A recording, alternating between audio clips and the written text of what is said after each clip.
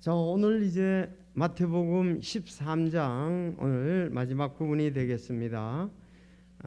마태복음 13장은 하늘의 왕국에 대해서 얘기하는데, 하늘의 왕국 비유. 오늘 비유가 끝났고 이제 53절부터 58절까지 보겠습니다.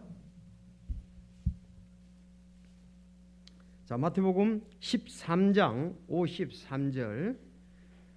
자, 거기를 이렇게 눈독을 들여서 이렇게 잘 봐주시기를 바랍니다. 여기 이제 또 교리적인 부분도 있으니까요. 자, 마태복음 13장 53절. 예수님께서 이 비유들을 마치신 뒤에 거기를 떠나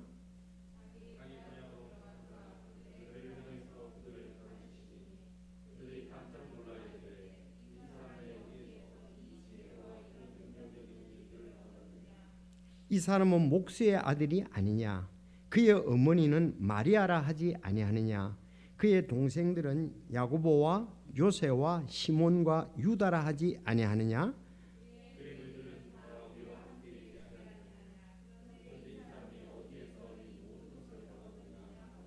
그분을 이래 실족하니라. 그러나 예수님께서 그들에게 이르시되 대언자가 자기 고향과 자기 집 외에서는 존경받지 못하는 일이 없느니라 하시고,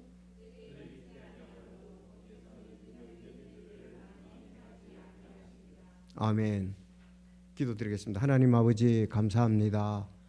이제 저희들 찬송을 올려드렸고 하나님의 말씀을 보고 주님의 뜻을 알며 저희도 굳게 서기를 원합니다.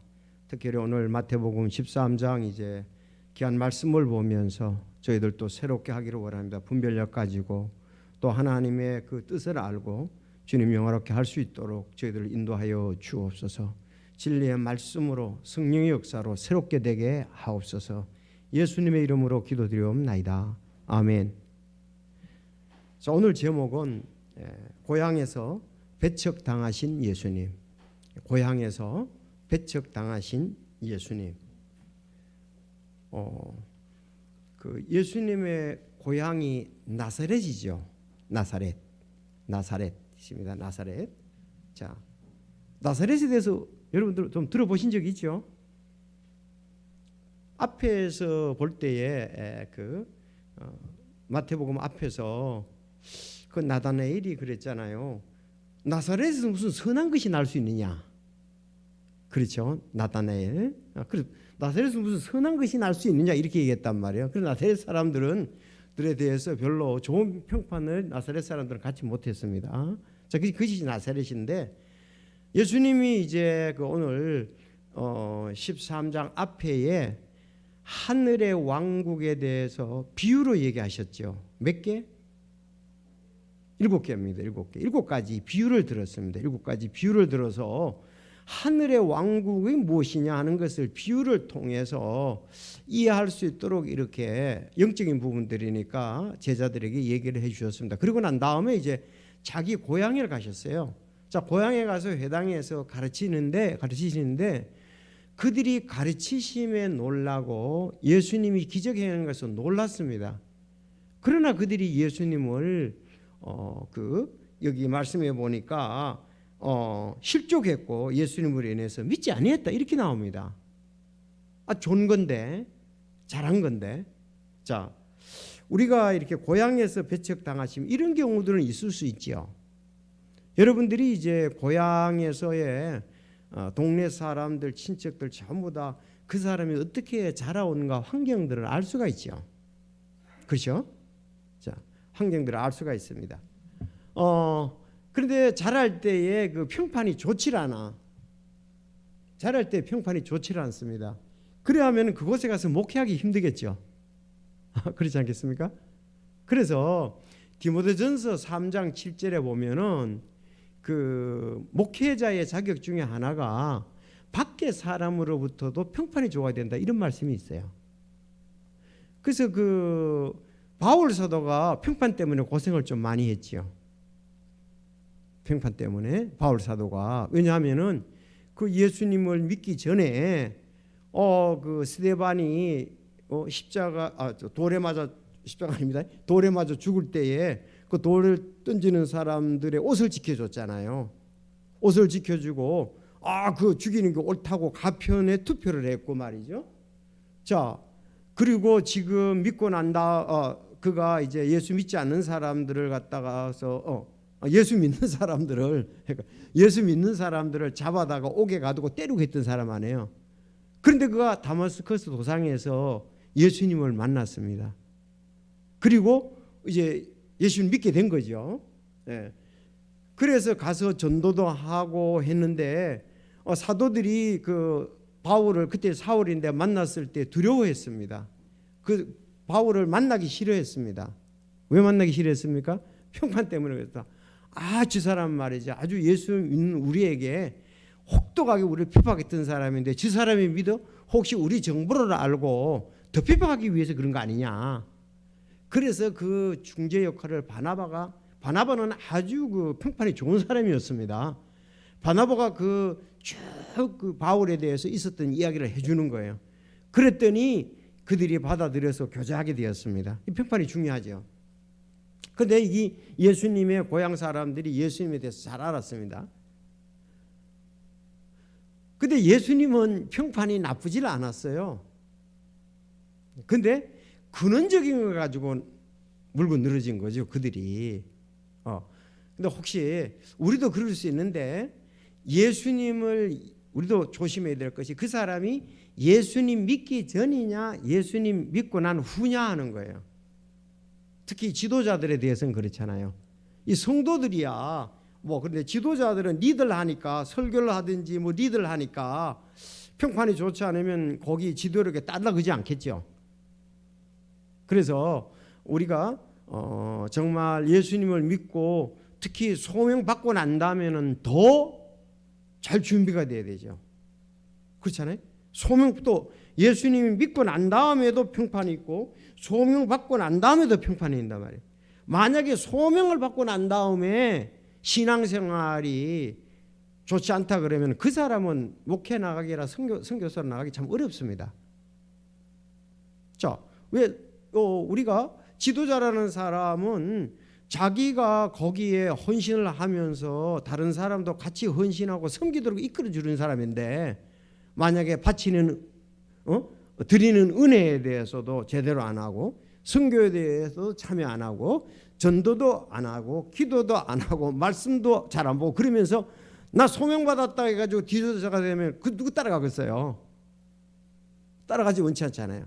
그래서 우리가 예수님 믿기 전에 예수님을 믿고 난 다음 그 다음에 소명받았을 때 이런 부분들이 어떤 부분들이 잘 드러나야 돼요. 사실은. 왜냐하면 믿음은 드러나게 되어 있거든요. 그렇지 않으면은 자기를 따르는 사람이 없죠.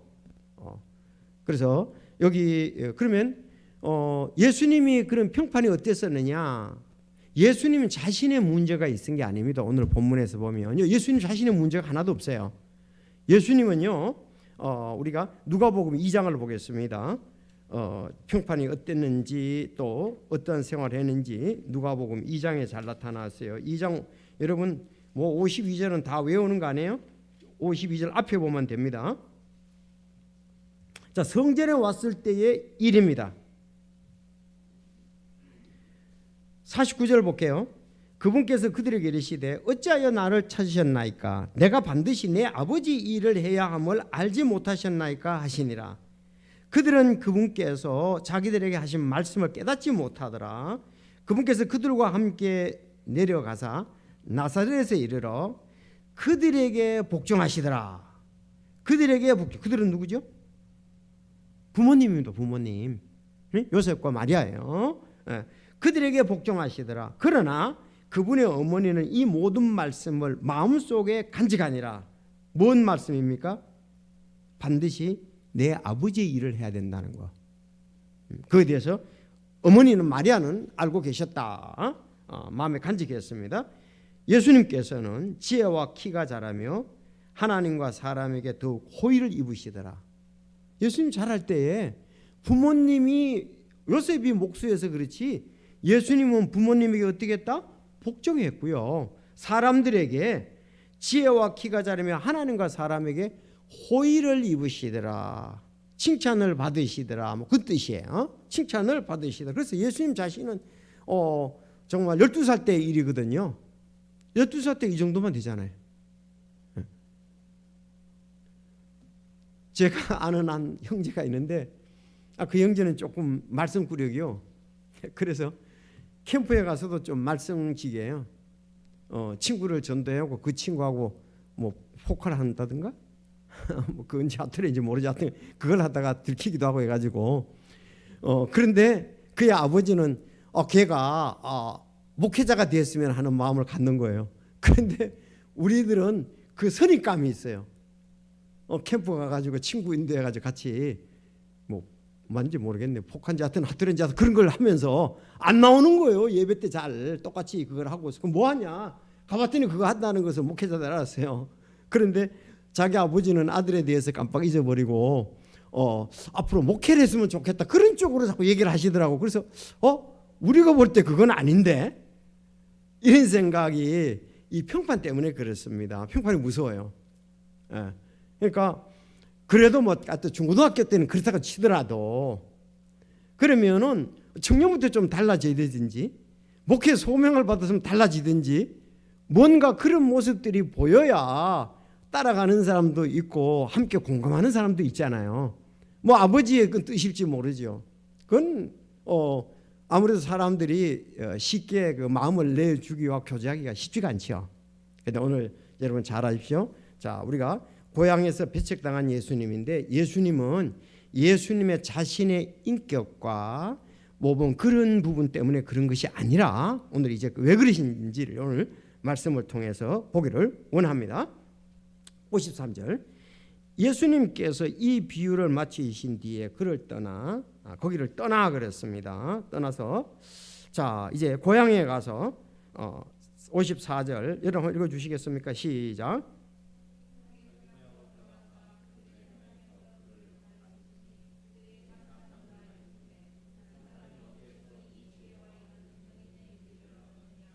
자, 첫째 이제 이렇게 보면은 고향에 해당해서 사람을 가르치신 예수님인데 반응이 어땠느냐, 그렇죠? 반응이 어땠느냐? 고향에서 해당해서 가르치셨습니다. 나사렛에서 해당이 있었습니다. 가르쳤는데 그들이 깜짝 놀랐습니다. 이 사람이 어디에서 두 가지 이 지혜와 이런 능력 있는 일을 얻었느냐, 일들을 얻었느냐 하면 이 지혜가 어디서 잡고 이런 능력을 어디서 얻었느냐. 자, 그래서 깜짝 놀라서 지혜와 능력을 어디서 얻었느냐 하고 그들이 이렇게 생각을 했습니다. 놀라가지고. 자, 그러면 지금 예수님의 지혜와 능력을 그대로 받아들였나요? 지금 놀라기만 했습니다. 그리고 그거에 대해서 인정을 하기만 했습니다. 그래서 어떠냐? 또 다음에 보니까 이 사람은 목수의 아들이 아니냐? 요셉이죠. 목수의 아들이 아니냐? 그의 어머니는 마리아라 하지 않느냐? 그의 동생들은 야고보, 요새와 시몬과 유다라 하지 아니하느냐? 그의 누이들은 다 우리와 함께 있지 아니하느냐? 그런데 또 이걸 얘기합니다. 이 사람이 어디에서 이 모든 것을 얻었느냐? 앞에 있는 것도 어디에서 얻었냐 이거예요. 뭐예요? 지혜와 능력을 어디서 얻었느냐? 그럼 예수님이 여기 가족관계에 대해서 잘 얘기를 하고 있습니다. 이 사람은 목수의 아들, 그 아버지 이름은 되지는 않았습니다. 요셉인데요. 그의 어머니는 마리아라 하지 않냐? 여러분 있는 그대로입니다. 뭐 사촌이라든지 딴 얘기하면 안 됩니다. 그대로입니다. 천주교에서 지금 딴 얘기하죠. 있는 그대로 봐야 되는데. 자, 그의 동생들은 남자 몇 명? 4명요. 이름 한번 불러보세요. 시작. 야고보, 요새, 시몬, 유다. 자, 56절에 보면 그의 누이들은 그렇죠. 누이들은 그러니까 여동생도 있었다는 얘기죠. 여동생이 1명 넘는다. 왜? 복수니까. 그러니까 최소한 예수님이 맞이잖아요. 처음 낳잖아요. 당연히 그렇죠. 성령이 인도하신 건 낫지만은 처음이고 예수님 밑으로 6명의 이상의 동생들이 있다. 남자는 4명 정확히 나왔고 여자들은 누이들이라고 복수만 나왔으니까 6명 이상이다 이렇게 말하면 돼요. 자, 예수님 동생이 몇 명이다? 6명 이상이다 이렇게 보면 됩니다. 이건 아주 교리적으로 중요해요. 잊지 마시고요. 왜 그러냐? 천주교 문제입니다. 마리아의 평생 동정교리가 있어요. 따라합시다. 마리아의 평생 동정교리. 마리아의 평생 동안 동정이었다는 교리가 있어요. 이건 위키 백과사전에 보면 나옵니다. 제가 천주교를 깔라고 얘기하는 게 아니에요. 자, 마리아의 평생 동정교리예요. 동정. 이 동정이라는 말이 뭐냐? 동정녀 마리아게 나시고 막 그런 말하잖아요. 동정. 그러니까 이성과 성적 접촉이 없는 순결한 사람을 동정이라고 그런 거예요. 이성과 성적 접촉이 없는 남자와 성적 접촉이 없는 순결한 여자를 동정이다. 그 동정녀다 이렇게 얘기했습니다. 자, 그래 이것이 그 천주교의 마리아의 동정교리인데 그들 어떻게 믿느냐? 마리아는 예수님을 잉태하기 전이나 출산하였을 때나 출산한 후에도 동정이었다는 사실을 고백하며 로마 가톨릭의 경우는 신앙의 조목으로서 반드시 믿어야 할 요소로 받아들여지고 있다. 천주교는 이거 안 믿으면 안 돼. 근데 성서적입니까? 비성서적입니까? 비성서적이죠. 아니 동정으로 있지 않았잖아요. 왜? 6명이 넘는 동생이 있었는데 무슨 평생 동안 처녀로 순결했다. 이거 말이 안 되잖아요. 근데 그들은 그들의 교리에 그래야 그들의 교리가 맞아 들어가는 거예요. 마리아를 통해서 순결한 마리아를 통해서 아들이신 예수님께 가서 빈다는 거죠. 그래서 그들이 보면 천주교에 보면 대부분 뭐가 있어요? 마리아상이 있잖아요. 마리아상에 촛불 켜놓기도 하고 절하기도 하고 꺾기도 하고. 근데 그들은 무슨 교리를 갖고 있다? 마리아의 평생 동안 동정교리를 갖고 있다. 이런 말 같은 거는 여러분들 여러 차례 가지고 자기가 외워야 돼. 그래야 말을 하지. 천주교가 뭐가 잘못됐습니까? 묻는다면 천주교는 평생 동정교리를 갖고 있는데 성경에는 그렇게 말씀하지 않습니다. 보시겠어요? 마태복음 13장 53절부터 딱 펴는 거예요. 오늘 여기 오늘 말씀 본문에 딱 그렇게 기록되어 있잖아요. 여기 보면은 아니 남자 동생이 넷이고 여자 동생들도 복수니까 둘 이상인데 분명히 있는데 마리아의 평생 동정교리는 성서적이지 않다. 그럼 그들이 그렇게 믿느냐? 여기 보니까 위키 백과사전에 보니까 이 천주교의 주요 교리라고 얘기되어 있더라 이 말이에요. 맞거든요. 그거는 아닌데 백과사전에 그렇게 나온 건 아니거든요. 자, 그 사람들은 물어보세요. 마리아의 평생 동정교리를 믿느냐 그러면 믿지요 이런다고. 그럼 성경이 이걸 이제 다르게 해석을 하겠죠. 보나마나 뻔해요. 뭐 사촌이라든지 뭐 이렇게 얘기를 하겠죠. 자, 그래서 이런 부분 때문에 오늘 요 본문이 마리아의 동정교리, 왜냐하면 천주교도 굉장히 세잖아요. 많잖아요. 사실은 참 우리의 어떤 부분에 있어서 천주교가 바른 교리 아니잖아요. 예수님도 믿어야 되지만 그들이 칠성사 거룩하게 하는 7가지 교리를 믿어야 그 참 믿음을 가진 사람이라고 생각하잖아요. 그리고도 그들은 어디 가요?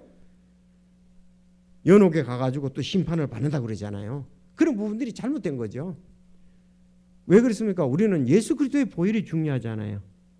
오직 예수 그리스도의 죽음과 부활을 통해서 우리는 100% 하나님의 자녀인데 그것도 믿어야 되지만 그들은 7가지 거룩하게 하는 일들도 믿어야 된다고 간다는 거예요. 자, 이런 부분 때문에 비성서적이다. 그렇게 우리가 말할 수가 있는 거예요. 자, 그건 넘어가겠습니다. 그것도 이제 하나의 중요한 것 중에 여러분들에게 하나 가르쳐 줬습니다. 왜? 아니 다른 데서도 그렇게 얘기하면 그들은 나는 천주교가 제일 좋은 것 같아. 왜? 그 신부의 가운이며 참 그들의 거룩함이며 순결함이며 그 수녀들의 그런 부분들이며 난 천주교가 마음에 들어. 그런데 마음에 드는 게 문제가 아니잖아요.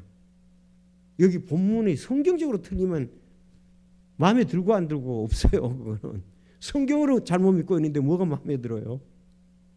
이해가 됩니까? 가끔 이제 그런 사람이 있는데 또 이렇게 멀쩡하게 교회 다니다가 그걸 가는 사람도 있더라고. 이런 걸 안 가르쳐서 그래요. 이렇게 갖춰야죠. 그러면 안 가죠. 왜? 틀린 데 가면 어떡해요? 성서적으로 틀린데. 자, 그래서 그것도 이제 두 번째, 아버지 목수의 아들이다. 어머니는 마리아다. 남성들 4명과 누이들을 보라 그랬단 말이에요. 동네 사람들이 지금 얘기한 거예요. 그 해당해서 가르치니까 그 변함이 없잖아요. 여러분 사실대로 맞습니까? 그렇죠. 우리가 이렇게 확신을 가져야죠, 말씀을.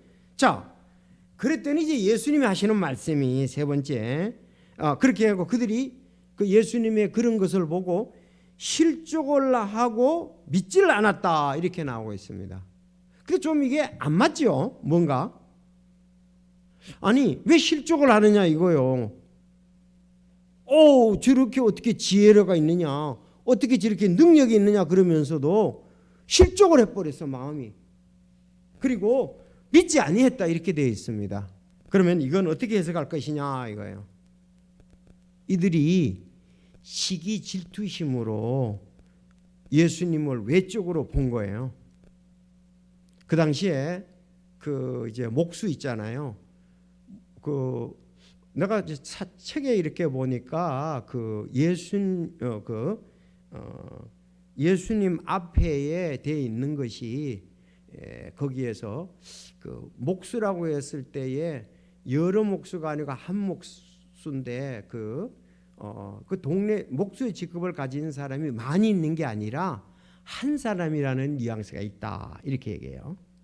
그러니까 그 마을에 많이 목수들이 있는 게 아니고 유일한 목수 가운데 하나다, 그런 쪽으로 이제 해석을 하더라고요. 참고로. 자, 그러면은 그 당시에 직업이 목수는 어떠냐? 천대받는 사람이었습니다. 목수의 일이 많잖아요. 그래서 동네에 뭐 집을 고쳐주고 그런 그 여러 가지를 돕고 이렇게 생활한다, 그렇게 볼 수가 있어요, 좀. 예. 그러니까 예수님을 어떻게 봤다는 거예요? 동네에서 그 헛되는 일을 하는 그분의 아들이 아니냐, 이거 지금. 직업 때문에 그 사람을 평가하는 일이 많잖아요. 직업 때문에. 그렇죠. 뭐 목수가 잘못된 건 아니에요. 직업 때문에 그렇게 평가를 하면서 그 사람들이 예수님이 잘된 것에 대해서 좋은 쪽으로 놀란 것이 아니고 시기심에 놀라고 질투로 놀랐다, 이 말이에요. 보긴 봐도. 그러니까 좋은 쪽으로, 그러니까 사람이라는 게 사촌이 땅 사고 사촌이 잘 되면 배 아프단 말이 있죠. 그와 같은 쪽이다 생각하면 돼요, 이해를. 무슨 말씀인지 아시죠? 시기심, 질투심에서 남이 잘 되는 것에 대해서 이게 시기와 질투를 미워하는 거, 그거라고요. 놀라긴 놀라대. 뭐 쟤는 성공하기는 했는데, 아이고 그 집 부모 보면 옛날에 이런 직업을 가지고 이렇게 살았어, 이렇게 무시한다는 이 말이에요. 그래 걔가 잘 되긴 잘 됐는데 하면서 이제 결국은 시기 질투심으로 평가를 해버리는 거예요.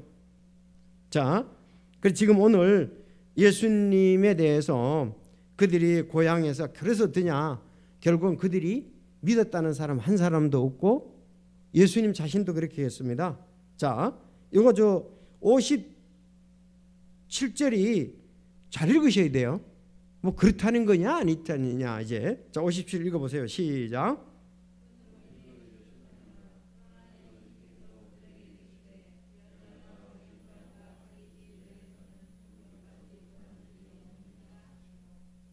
이렇게 말하니까 이게 어떻다는 얘기예요? 네? 자, 보세요. 대언자가 자기 고향과 자기 집 외에서는 존경받지 못하는 일이 없느니라 그러죠. 그럼 뭐 어떤 얘기예요? 자기 고향과 자기 집 외에서는 존경을 받느니라, 이렇게 얘기하면 되는데, 받는 일 이렇게 얘기하니까 좀 헷갈리잖아요. 다른 곳에서는 존경을 받는데 여기에서는 지금 존경을 받지 못한다, 이제 그런 얘기나 마찬가지인데, 이제 나중에 이제 예를 실제적 성경을 통해서 말씀을 드리기를 원합니다. 자, 그러면은 이런 부분들을 이렇게 볼 때에 그들은 놀람 가운데서도 믿음이 생기지 않았습니다. 자, 그럼 여기 조금 한 번 더 중요한 부분들이 있는데, 정확히 하기 위해서 마가복음 6장을 보겠습니다. 같이 봐야 돼요. 마가복음 6장. 마가복음 6장에도 그 얘기가 나오니까요.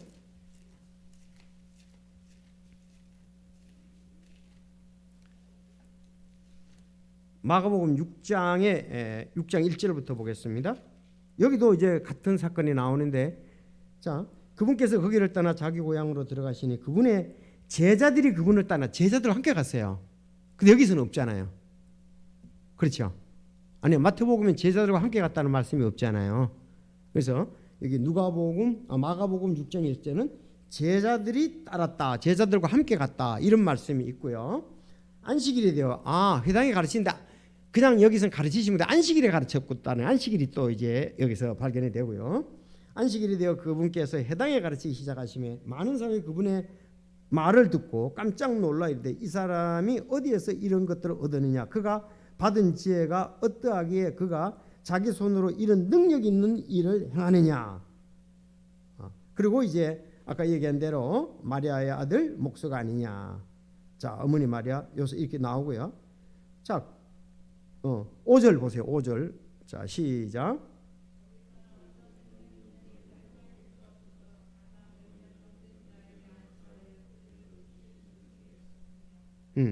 그래서 여기에서 이제 추가되는 부분들이 있다면은 여기 안식일에 갔다는 거, 제자들도 같이 갔다는 거 마태복음에는 없어요.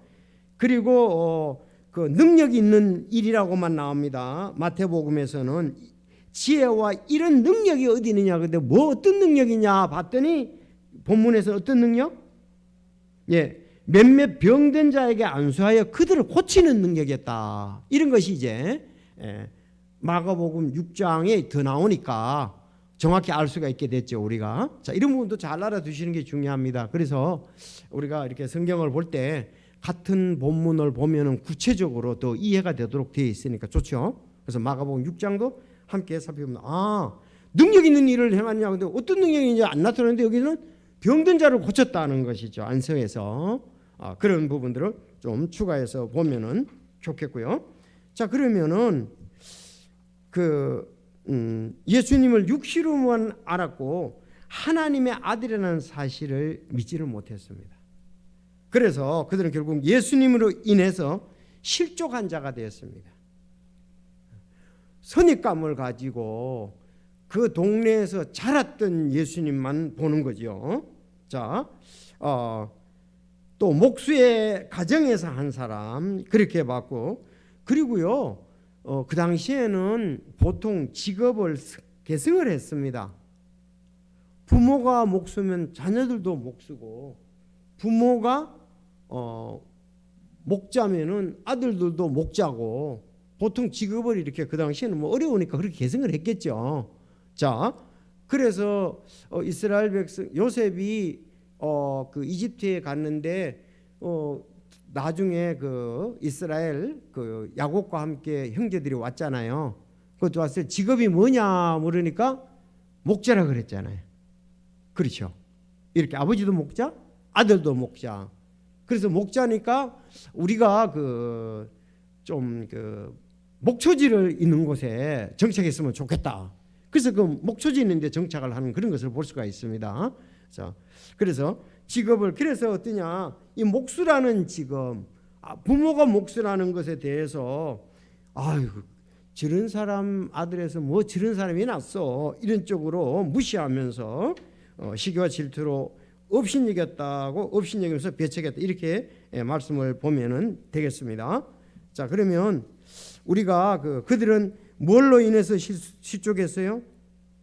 예수님이 뭐 실족할 만큼 한 게 없어요. 근데 예수님으로 인해서 그들은 실족을 했습니다. 자, 성경에 보면요, 예수님으로 인해서 오늘 실족한 이 사람들이 있고, 또 말씀으로 인해서 실족하는 무리들이 있고, 십자가로 인해 실족하는 무리들이 있습니다.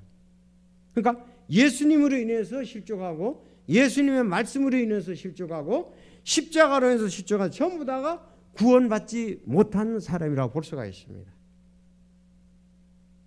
그러니까 그 사단이 역사하고 안 믿는 사람은 이래도 안 믿고 저래도 안 믿고 그래도 안 믿습니다. 그러나 정말 어떤 사람은 믿을 준비가 돼서 조금만 타치해도 믿는 사람이, 준비된 사람이 있어요. 끝끝내 안 믿는 사람이 있는가 하면. 자, 그럼 오늘 예수님으로 인해 실족하는 무리들이 오늘 고향 사람들입니다. 예수님의 말씀으로 인해 실족한 무리들이 있는데 여러분들 누가복음 6장에 보면 잘 나타나고 있습니다. 그들은 오병이의 기적을 보고 또 예수님이 병 낫게 하는 것을 보고 예수님만 따라가면은 먹을 것도 있고 또 사람들한테 존경도 받을 수 있겠다 싶어서 예수님을 따라갔거든요. 그런데 예수님이 하나님의 영적 진리의 말씀을 전하니까 따르던 무리들이 다 가버렸습니다. 자, 누가복음 6장 40절에 보면 나를 보내신 분의 뜻은 이것이니 곧 아들을 보고 그를 믿는 모든 자가 영존하는 생명을 얻는 것이니라. 마지막 날에 내가 그를 일으키라 하시니라. 그분께서 내가 하늘로 내려온 빵이라 하셨으므로 그때 유대인들이 그분에 대해 수군거리며 이르되 이 사람은 요셉의 아들 예수가 아니냐. 그의 아버지와 어머니를 우리가 아는데 어찌 그가 말하기를 내가 하늘로부터 내려왔다 하느냐. 좀 비슷해요, 오늘 본문하고도. 자, 그러므로 예수님께서 그들에게 대답하여 이르시되 너희끼리 수군거리지 말라. 나를 보내신 아버지께서 이끌지 아니하시면 아무도 내게 올 수 없느니라. 내게 오는 그를 마지막 날에 내가 일으키리라. 그때부터 그분의 제자 중에 많은 사람이 돌아가고 다시는 그분과 함께 다니지 아니하더라. 그들도 제자였다고 그랬어요. 대가를 지불하는 제자는 아니었다 이 말이죠. 자, 그럼 뭘 보고 앞에 보면 오병이의 기적에 대해서 나오면서 빵에 대해서 예수님이 지금 얘기를 하는데 이에 예수님께서 12에게 이르시되 너희도 가려느냐. 그때 시몬 베드로가 그들에게 대답하여 주여 영원한 생명의 말씀들이 주께 있사온데 우리가 누구에게로 가리까. 자, 영존하는 생명을 얻는 사람은 좀 다릅니다. 영존하는 생명을 얻는 사람은 달라요. 뭐 환경을 보고 믿은 게 아니거든요. 예수님을 믿고 있는데 역시 뭐 여러 가지 사람들의 평판이 있더라도 이 사람들에게는 확고합니다. 영생의 말씀을 주시는 예수님이 다 확고했다 이렇게 볼 수 있습니다. 여러분들 우리가 사람들로 인해서 실족하면 안 됩니다. 예수님의 어떤 어렸을 때 그 외적 나사렛 고향에 그걸로 인해서 실족하면 안 되고 여러분 예수님의 말씀이 어떨 땐 이해가 안 된다고 해서 여러분들이 실족하면 안 됩니다. 이해가 안 된다. 그래서 실족을 하면 안 돼. 어떨 땐 이해가 안 될 수 있죠. 아니 하나님과 예수님은 전능하신데 내가 어떤 육신을 갖고 있는 내가 어떻게 하나님과 예수님과 성령님을 다 알겠어요. 모르는 게 정상입니다. 어느 부분들은. 더구나 영적인 거 장래에 있을 일들 모르지요. 우리가. 우리는 모르지만은 믿어요. 정확히 해석이 안 돼도 우리는 믿음으로 믿어요. 구약에 왜 그분이 하신 걸 볼 때에 우리는 믿을 수가 있다 이 말이에요. 아니 지금도 그렇잖아요. 에스겔서에 보니까 아니 바벨론에서 멸망당한다도 사람들이 안 믿는 거예요. 곧 몇 년 후만 믿는데 안 믿는 거예요. 결국은 어땠습니까? 바벨론 칼에 의해서 이집트가 멸망될 그 먼 거리거든요. 그 멸망될 줄을 꿈에도 생각도 못했잖아요. 결국 멸망이 됐잖아요. 에스겔 대언자가 말씀한 것처럼 이스라엘도 마찬가지고. 자, 그래서 말씀을 그래서 예수님으로 인해서 실족하는 무리 뭐 때문에 그랬어요? 목수의 아들이냐 아니냐 마리아나 자꾸 그런 걸 보는 거예요. 그런데 그게 뭘 못 봤어요? 영적인 걸 못 봤다는 얘기죠. 마리아 동정녀 마리아를 통해서 처녀 마리아라고 말하는 게 원래 맞아요. 좀 이게 동정녀 교리가 잘못돼서 자꾸 동정녀 우린 식관에 대해서 그런데 동정녀 마리아에게 나시고 그러는데 원래 처녀 마리아라는 쪽이 좀 성경이지요. 왜 그 이후에는 처녀 이제 동정이 아니잖아요. 결혼하고 난 다음에 동정이 아니었잖아요. 그 놓았을 때는. 자, 그래서 이런 말씀으로 인해 실족하는 자 고향 사람들을 봤습니다. 아니 예수님으로 인해서 실족하는 무리들 그의 옛 과거를 보면서 또 가정의 그 환경을 보면서 또 말씀으로 인해 실족하는 무리들 이 예수님을 기적으로 따랐던 그 사람들이 있습니다.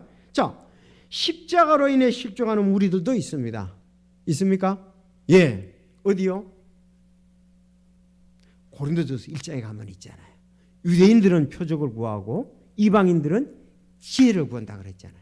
그런데 우리는 십자가에 못 박힌 예수 그리스도를 전한다. 이것이 하나님의 권능이고 하나님의 지혜다 이 말이잖아요. 지난번에 말씀을 드렸습니다. 예수님의 십자가의 죽음과 부활은 뭐다? 어떤 기적보다도 더 큰 기적. 요나의 기적의 그림자였는데 실체가 예수님이잖아요. 지혜 중에 지혜. 바로 십자가에 거기는 십자가는 하나님의 능력과 지혜에 총 직결된 것이 십자가이다. 그래서 고린도전서 1장 18절 십자가를 선포하며 멸망하는 자들에게는 어리석은 것이로되 구원받은 우리에게는 하나님의 권능이다. 하나님의 권능이다 그랬어요.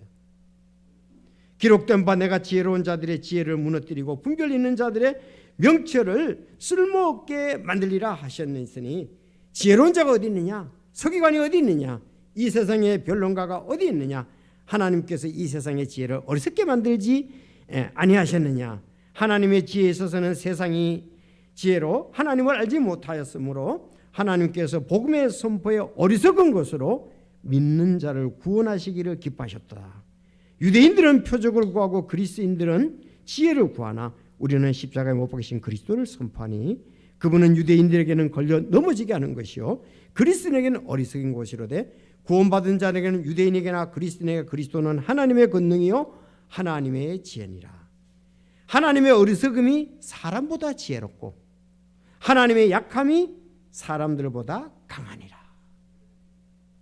자, 우리가 예수님이 이렇게 생애를 보면은 예수님은 탄생 시에 말 구유에 누웠었잖아요. 누가복음 2장 7절 그녀가 자기의 맏아들을 낳아 포대기로 싸서 구유에 누웠으니 이는 여관에 그들을 위한 방이 없었기 때문이더라. 자, 사람들이 보면 구유에 예수님을 누웠다. 이게 말모기통 있잖아요. 말모기통에 누워있다 이거예요. 말모기통. 요즘은 아이들이 태어나면 아주 좋은 환경에서 태어나잖아요. 그렇죠?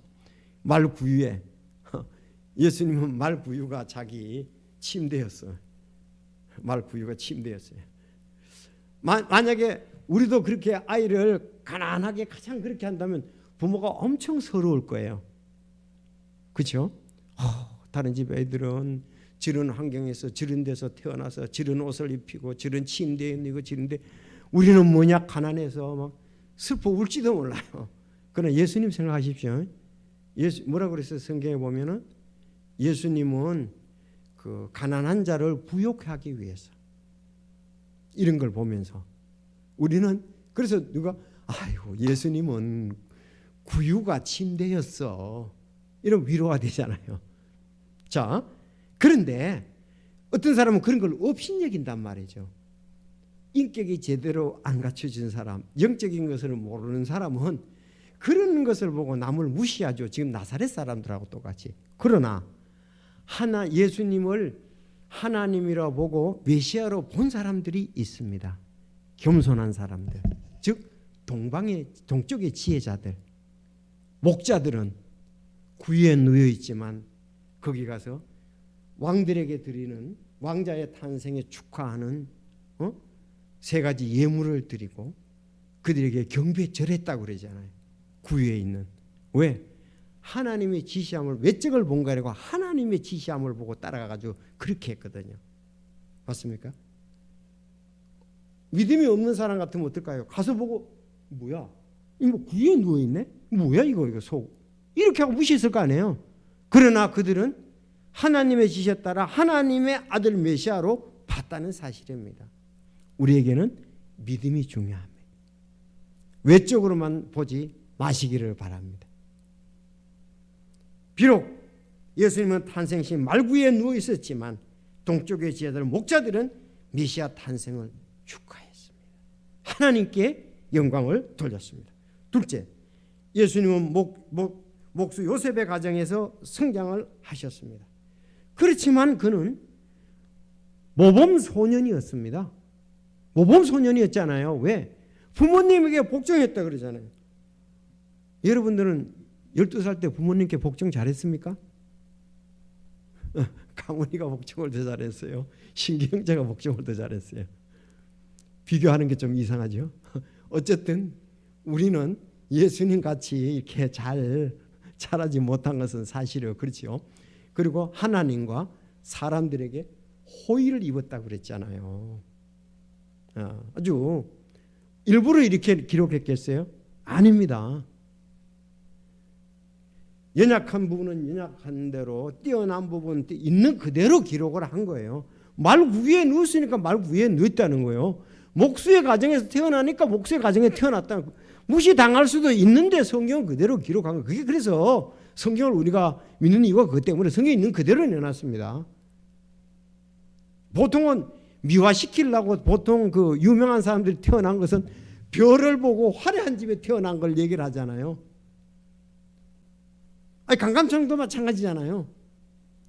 꿈의 태몽을 보면서 별을 보고 이 정도는 돼야지 구에 태어나는 거 말고, 사람들은 구에 태어나면 태어나면서 무시를 해버리잖아요. 자, 어쨌든 그래서 이렇게, 근데 마리아는 어떻다고요? 예수님의 말씀을 간직했습니다.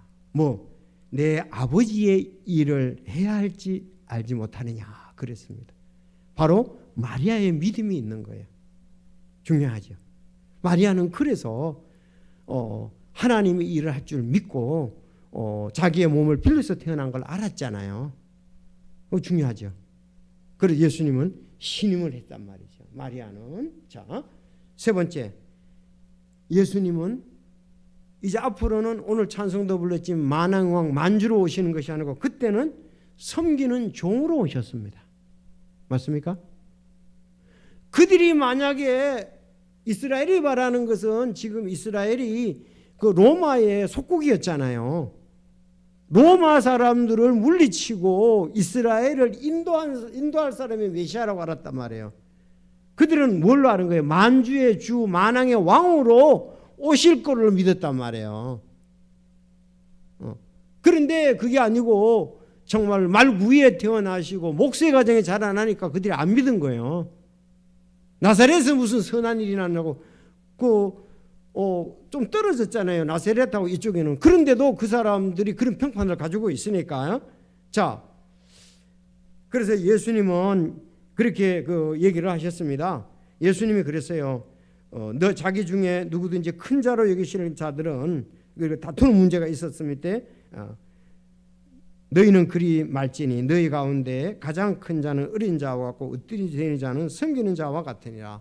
인자도 섬기는 자로 왔다 그랬고, 섬기는 자는 어떻습니까? 나중에 너희가 내 왕국에서 내 상에서 먹고 마시게 하면 또 왕자에 앉아 이스라엘의 12지파를 재판하게 하리라. 나중에 너희들 제자들에게 겸손히 섬기면은 지금은 너희들 겸손히 섬겨야 된다. 내가 섬겼잖냐. 내가 왕이고 너희들도 그 왕자에 앉아서 12지파를 재판하게 된다. 그렇게 말씀을 했습니다. 여러분 지금 이 땅에서 우리가 그냥 거들먹거리고 그런 게 아니고 섬기는 거예요. 이 땅에서는. 거기 가면은 거들먹거릴 필요도 없이 예수님하고 같이 왕자에 앉아가지고 다스리는 거예요. 그건 교만이죠. 이집트의 교만이죠. 그들은 그 두로와 시돈의 교만이죠. 그건 쓸모가 없어요. 그래서 뭐라 그러시냐? 너희 상속유업의 보상을 주에게서 받을 줄 아나니 너희는 주 그리스도를 섬기느니라. 우리는 하나님께 상을 받고 섬기고 나중에 이제 재판에 하게 된다. 이렇게 그 말씀을 하셨습니다. 그래서 우리가 예수님으로 인해서 십족하는 무리, 말씀으로 인해서 십족하는 무리, 십자가로 인해서 십족한 무리 전부 구원받지 못한 자고요. 오늘 여기 말씀해 보니까 참 예수님의 그 생활에서 그런 부분에 대해서 다 존경을 할 자들은 다 존경을 합니다. 예수님의 탄생을 기다리는 예루살렘의 성전에 있는 사람들, 태어났을 때의 황금과 모량과 그걸 경배한 사람들, 또 계속적으로 마리아는 예수님에 대해서 공감을 하면서 그가 앞으로 하나님의 일을 할 것이라는 걸 쓰인 것을 볼 수가 있습니다. 그래서 예수님께서 얘기를 하셨어요. 제자들한테. 여기 마태복음은 제자들 갔다는 말이 없거든요. 그러니까 마가복음 6장에 보니까 제자들 같이 갔다고 그랬잖아요. 그 제자들에게 그렇게 얘기를 하시는 거예요. 자, 예수님께서 그들에게 이르시되, 제자들에게 이르시되, 그런 말이죠. 대언자가 자기 고향과 자기 집 외에는 존경받지 못한 일이 없느니라. 제자들이 갔을 때 제자들도 얼마나 실망을 했겠어요. 그러면 대언자가 뭐라고요? 자기 고향과 자기 집 외에서는 존경받지 못한 일이 없느냐. 다른 데서는 존경받는다 이 말이에요. 그런데 여러분 그 눈물의 선지자 예레미야 아시죠? 예레미야도 자기 고향에서 이런 그 인정을 받지 못했습니다. 그걸 예로 들면 안 돼요. 거기다 써놓으세요. 그 대언자 그때 이게 예레미야를 두고 한 것 같아요. 자, 예레미야 11장 21절입니다. 왜 이렇게 시간이 빨리 가? 예레미야 11장 21절 이렇게 되어 있습니다. 그러므로 주가 아나도 사람들에 관하여 이같이 말하노라. 그들이 내 생명을 찾아다니며 이르기를 내가 우리 손에 죽지 아니하려거든 주의 이름으로 대언하지 말라 하는도다. 아나도 사람들이 그랬다 그랬죠? 예? 예레미야 11장 21절 그러므로 주가 아나도 사람들에게 관하여 이같이 말하나 그들이 너의 생명을 찾아다니며 이르기를 너희가 우리 손에 죽지 아니하거든 주의 이름으로 대언하지 말라 할 것이다 이렇게 얘기를 했잖아요. 그건 주의 이름으로 대언하면 죽인다 이 말이죠. 근데 그 1절에 그 예레미야 1장의 1절에 가보면 베냐민 땅 아나도스의 제사장들 중에 하나인 hil기의 아들 예레미야의 말들이나 그랬잖아요. 그래서 그 아나돗 제사장이라고 그랬죠. 그러니까 아나돗에서 대언하지 말라, 대언하면 죽인다 이렇게. 그러니까 선지자가 자기 고향에서 이렇게 핍박을 받는다. 다른 데 가서는 선지자로서의 대우를 받는다 이렇게 말씀을 하신 내용이 그렇다는 얘기예요. 그래서 예수님 이제 다른 데 가서 대언을 했던 것을 볼 수가 있습니다. 자, 오늘 정말 예수님으로 인해서 여러분들 잘못 가르치고 외적인 모습으로 보고 자, 우리도 여러분들을 실족하는 일들이 여러 가지 있을 수 있는데 실족하지 아니하는 게 중요합니다. 맞습니까? 뭐 리더자들을 보고 실족할 수도 있고 형제들을 보고 실족할 수도 있고 뭐 다른 거 보고 실족하는데 그 실족하는 사람은 그 사람에게 책임이 있는 거예요. 그 사람의 믿음이죠. 여기도 예수님을 보고서 뭐 다양하게 실족한 사람들이 있습니다. 그 실족하는 일이 없을 수는 없다. 그렇게 말씀을 했습니다. 그래서 우리는 끝까지 자기의 믿음을 굳게 지키고 아버지 앞에 서는 게 중요합니다. 하나님 앞에 가서 난 누구 때문에 실족했다가 이렇게 핑계하면은 그거는 바른 핑계가 아니라는 거죠. 왜? 주님과의 관계가 중요하지. 그 사람의 관계 때문에 내가 더 그렇게 할 만하느냐 이거야. 예수님이 십자가에서 못 박히시고 무시해 3일 만에 부활하셨잖아요. 그 예수님이 나하고 관계가 중요하지. 그래서 우리가 그런 부분들에 대해서 막힌 담이 없도록 하라는 것이 또 교훈으로 받을 수가 있겠습니다. 기도하겠습니다.